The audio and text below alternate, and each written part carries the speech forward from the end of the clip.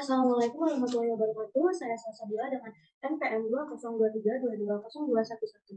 Di sini saya akan menjelaskan terkait SKSS. Yang pertama ada uji normalitas, lalu uji multikolinearitas, uji heteroskedastisitas, uji autokolerasi, lalu uji dan uji F, dan yang terakhir interpretasi model regresi linear berganda. Sebelumnya di sini saya memiliki tabel yang saya dapat dari soal. Tabel tersebut kita copy terlebih dahulu, lalu kita pindahkan ke dalam SPSS. Kita akan muncul seperti ini. Lalu kita masuk ke variabel Q. Untuk namanya kita ganti di sini menjadi X1, X2, dan Y. Untuk desimalnya kita ganti menjadi 0. Kita ganti 0 semua.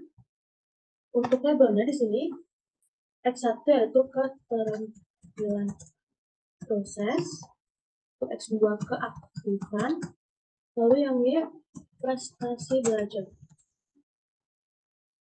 Untuk measure-nya di sini kita ganti menjadi scale semua. Jika sudah, lalu kita pilih analyze, lalu regression, lalu pilih linear. Di sini keterampilan proses dan keaktifan kita masukkan ke dalam independen, dan prestasi belajar kita masukkan ke dependent.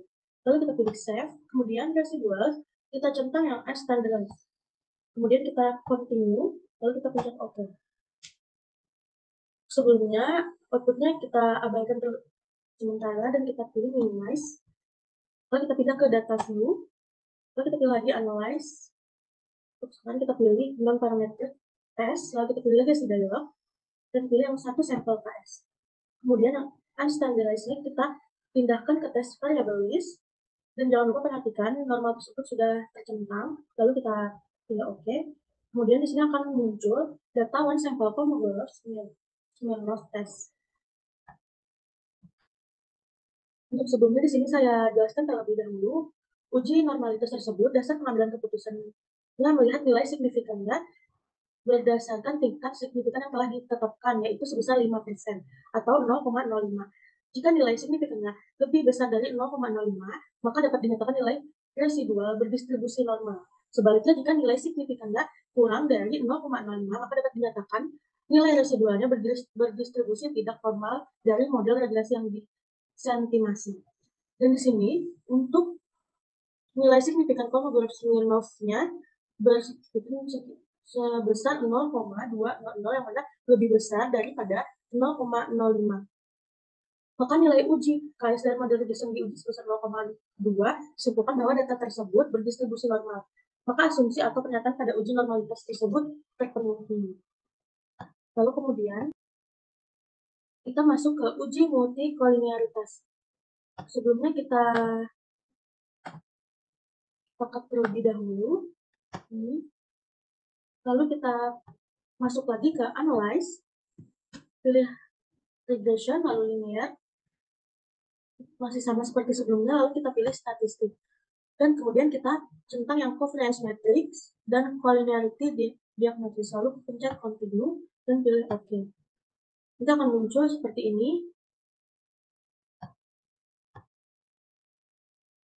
Untuk data uji multikolinearitas tersebut, dasar pengambilan keputusan dalam menganalisis nilai toleransi dan lawannya nilai VIF jika nilai toleransi lebih besar 0,10 dan nilai VIF kurang dari 10 menunjukkan tidak adanya indikasi gejala multikolinearitas. Ditunjukkan nilai yang data tersebut kita mendapatkan nilai toleransinya untuk keterampilan proses yaitu sebesar 0,332 dan keaktifannya 0,332, yang mana syarat dari uji multikolinearitas tersebut jika nilai toleransi lebih besar daripada 0,10 dan nilai VF kurang dari 10 menunjukkan tidak adanya indikasi gejala multikolinearitas. Dan di sini statistik VIF-nya 3,008.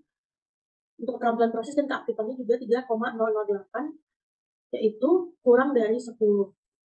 Maka sesuai pada dasar pengambilan keputusan dalam uji multikolinearitas dapat disimpulkan bahwa tidak terjadinya gejala multikolinearitas dalam model regresi. Selanjutnya kita masuk ke uji heteroskedastisitas. Ini kita terlebih dahulu. Masih sama seperti sebelumnya, kita masuk pilih analyze, lalu masuk ke regression, lalu linear. Masih sama seperti sebelumnya, keterampilan proses dan keaktifan masuk ke independen dan prestasi belajar masuk ke dependent. Lalu kita pilih close, kemudian di sini untuk zip ya, masuk ke X dan zip masuk ke Y, lalu kita pilih continue. Lalu oke. Kemudian di sini akan muncul data dependent variable, deteksi gejala heterogeneisitas dengan pengamatan grafik adalah dengan melihat sebaran titik-titik yang ada pada scatter plot. Grafik scatter plot menunjukkan di sini titik-titik data penyebar di atas dan di bawah atau di sekitar angka 6.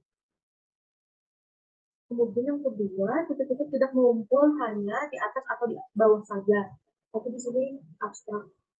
Yang ketiga, penyebaran titik-titik data tidak boleh menunjukkan pola, bergelombang, melebar, kemudian menyempit dan melebar kembali. Tapi di sini titik-titik tersebut menunjukkan abstrak. Penyebaran titik-titik data tidak berpola.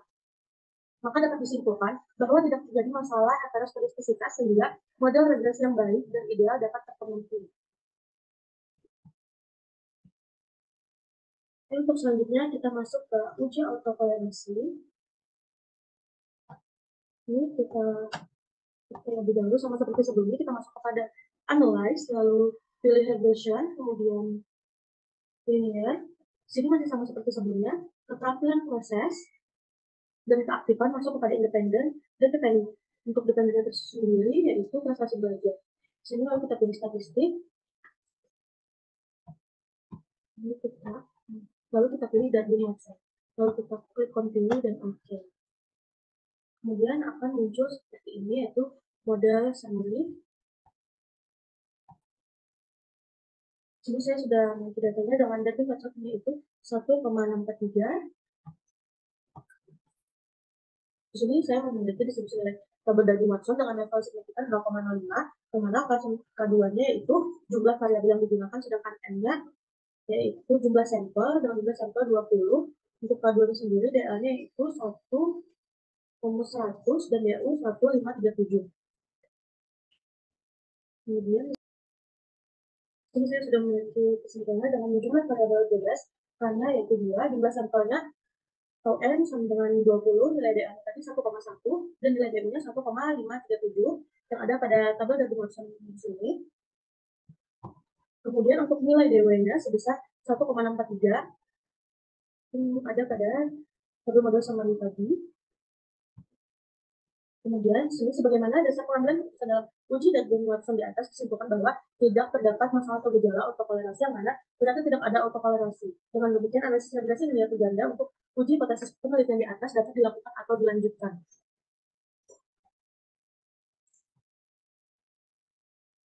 Kemudian kita masuk ke uji kelayakan model, yaitu uji T dan uji F. Yang pertama kita melakukan uji T terlebih dahulu. Nah, ini kita cek saja sama seperti sebelumnya, kita masuk ke analyze, lalu pilih regression, kemudian linear. Sama seperti sebelumnya, keterampilan proses dan keaktifan masuk kepada independen dan prestasi belajar masuk kepada dependen. Lalu pastikan metodenya enter dan OK. Kemudian di sini kita muncul, kita melakukan uji terlebih dahulu.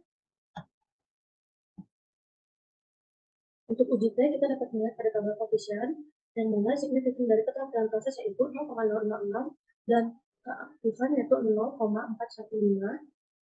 Dan di sini untuk T-nya pada keterampilan proses yaitu 3,107 dan keaktifan 0,836. Lalu kita masuk ke sini untuk uji kelayakan model uji T tersebut. Kriteria keputusan adalah jika nilai signifikan T itu kurang dari 0,05 maka dapat dinyatakan secara parsial variabel bebas berpengaruh signifikan terhadap variabel kriteria. Sebaliknya jika nilai sig T itu lebih besar 0,05 maka dapat dinyatakan secara parsial variabel bebas tidak berpengaruh signifikan terhadap variabel kriteria. Berdasarkan output SPSS diketahui nilai signifikan variabel X1 adalah sebesar 0,006 karena nilai signifikan 0,006 tersebut kurang lebih dari probabilitas 0,05. maka dapat disimpulkan secara parsial variabel bebas berpengaruh signifikan terhadap variabel prioritas. Berdasarkan SPSS diketahui nilai signifikan variabel X2 yaitu sebesar 0,415 karena nilai signifikan 0,415 itu lebih besar dari 0,05. Dapat disimpulkan secara parsial variabel bebas tidak berpengaruh signifikan terhadap variabel prioritas. Ditunjukkan nilai terhitung pengaruh keterampilan bebas adalah sebesar 3,107. Ini ada rumus tabel yaitu A bagi 2 N kurang K kurang 1 atau DF versi 2. Tabelnya di sini 0,05 yaitu A bagi 2 dan N-nya tersebut yaitu 20 dan K-nya 2 dan 1 sudah dari rumus.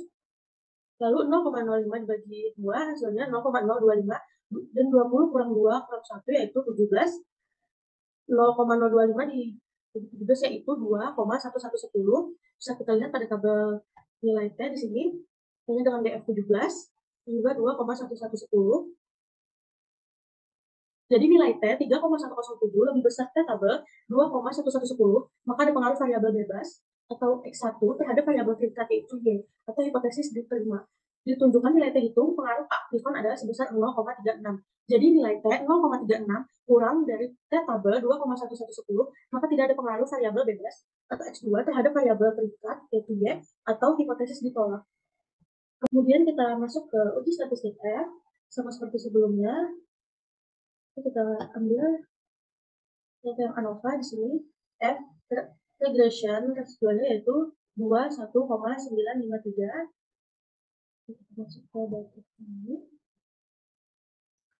Untuk uji statistik F, kriteria keputusan adalah jika nilai signifikan F itu kurang dari 0,05, maka dapat dinyatakan secara bersama-sama atau simultan variabel bebas berpengaruh signifikan terhadap variabel prioritas. Sebaliknya, jika nilai signifikan F itu lebih besar dari 0,05, maka dapat dinyatakan secara bersama-sama atau simultan variabel bebas tidak berpengaruh signifikan terhadap variabel prioritas. Untuk nilai F hitung dari model regression diuji ditunjukkan sebesar 21,953.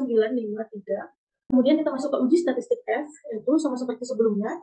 Kita ambil yang ANOVA di sini, terdapat F-nya itu 21,953. Untuk signifikan yang kita dapat pada tabel di sini yaitu sebesar 0,00, yang mana syarat dari uji statistik F tersebut yaitu nilai signifikan F itu kurang dari 0,05, maka dapat dinyatakan secara bersama-sama variabel bebas berpengaruh signifikan terhadap variabel prioritas. Sebaliknya yaitu untuk F-nya sendiri dengan syarat tadi harus lebih besar dari 0,05. Nah, kita lihat dari sini tabel itu kan lawan N dikurang K, tabel K-nya 2, N-nya itu 20 dan K-nya tadi 2. Sini jadi 20 kurang 2 yaitu 20 kurang 2 itu 18. Bisa kita lihat dari tabel F di sini. Untuk K-nya itu 2, untuk N-nya itu 18. Jadi dari ini yaitu yang jumlah 3,55. Karena nilai F hitung 21,953 lebih besar F tabel 3,55, maka dapat disimpulkan bahwa hipotesis diterima atau dengan kata lain X1 dan X2 secara simultan berpengaruh terhadap Y. Untuk selanjutnya kita masuk ke interpretasi model regresi linear berganda. Untuk interpretasi model regresi linear berganda tersebut sama seperti output yang ada di uji tadi di sini, yaitu koefisien dari output hasil kemudian S pada tabel koefisien, maka dapat disusun persamaan model regresi linear berganda yaitu ini ya kurang A tambah B1 X1 ditambah B2 X2 Bn itu ya di sini A-nya itu min 33,559 dan B1-nya yaitu 1,146 dan B2-nya yaitu 0,273 X2. Koefisien perstata sebesar min 33,559 dan koefisien regresi keterampilan tes adalah sebesar 1,146 dan koefisien regresi keaktifan adalah sebesar 0,273. Kesimpulannya yaitu keterampilan proses dan keaktifan secara bersama-sama simultan berpengaruh signifikan terhadap prestasi belajar. Dan keterampilan proses berpengaruh signifikan secara parsial terhadap prestasi belajar dan keaktifan tidak berpengaruh signifikan terhadap prestasi belajar. Mungkin sekian penjelasan dari saya terkait SPSS. Mohon maaf apabila banyak kekurangan. Terima kasih.